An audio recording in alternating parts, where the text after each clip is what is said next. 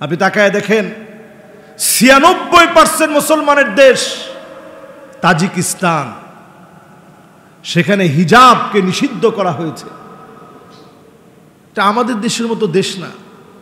এই পুরো belt Tajikistan, Uzbekistan হাজার না লাখ লাখ আলেমদের দেশ, পৃথিবী বিখ্যাত আলেমদের দেশ।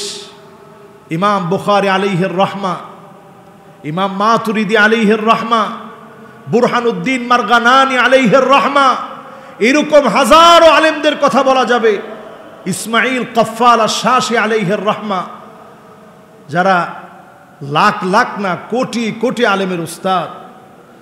এত বড় বড় আলেম যাদের প্রান্তে ঘুমিয়ে আছে, এত বড় বড় আলেম যে দেশগুলোকে ধন্য করেছে, ওই দেশগুলোর এখন বর্তমান অবস্থায় এই হিজাবকে নিষিদ্ধ করা হচ্ছে।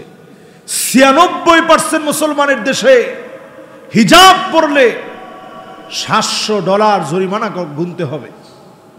$৭০০।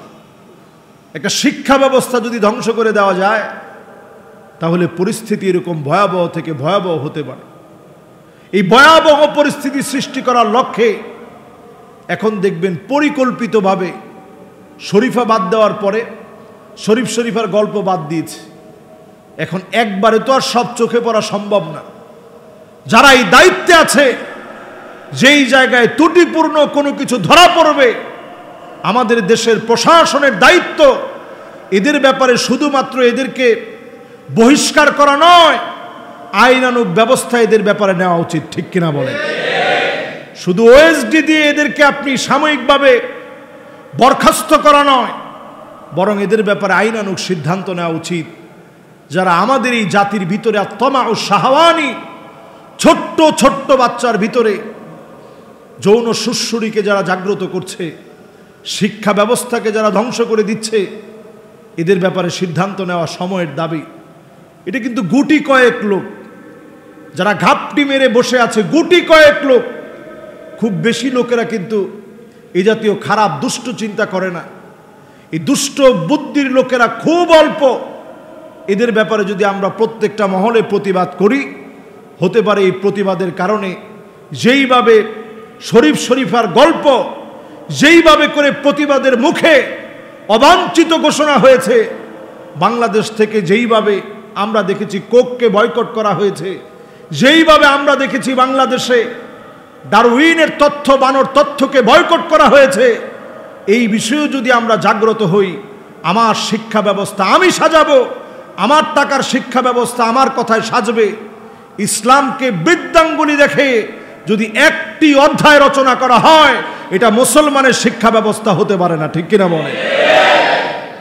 এক্ষেত্রে আপনারা এটা মনে রাখবেন, নেতার চাইতে দল যেমন বড়, দলের চাইতে আদর্শ যেমন বড়, আদর্শের চাইতে রাষ্ট্র যেমন বড়, রাষ্ট্রের চাইতে ইসলাম আমার কাছে কোটি কোটি গুণ বড় মনে হতে হবে। ঠিক কিনা বলে?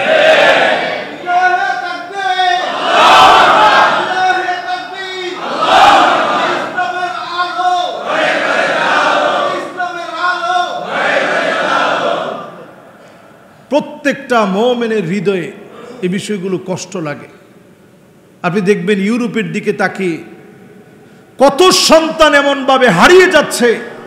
একজন বাবার সামনে একটা সন্তানকে আনা হয়েছে, যে সন্তান তার জেন্ডার পরিবর্তন করেছে, যে সন্তান ছেলে থেকে মেয়ে হয়ে গেছে, যেখানে বাপ যে দেশে সন্তানকে কিছুই বলতে পারে না, ওই দেশের ভিতরে এমন সন্তানকে দেখে বাপ হাওমাও করে কেঁদে ফেলেছে।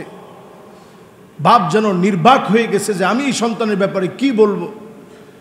এই সন্তান কেন দুনিয়া আসছিল, আজকে এই সন্তান কেমন করে ছেলে থেকে মেয়ে হয়ে গেছে।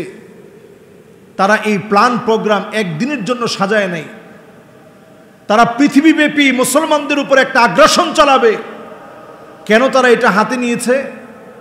কারণ মুসলিম দেশগুলো এতদিন পরে বুঝতে শিখেছে যে শুধু ডলারের বিনিময়ে তেলের লেনদেন এখন বন্ধ করতে হবে।